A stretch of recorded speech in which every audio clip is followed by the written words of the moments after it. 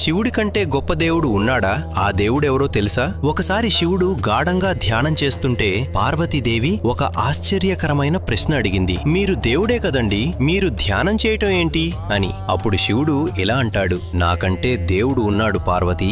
అది విని పార్వతీదేవి ఆశ్చర్యంగా అడిగింది, ఎవరా దేవుడు?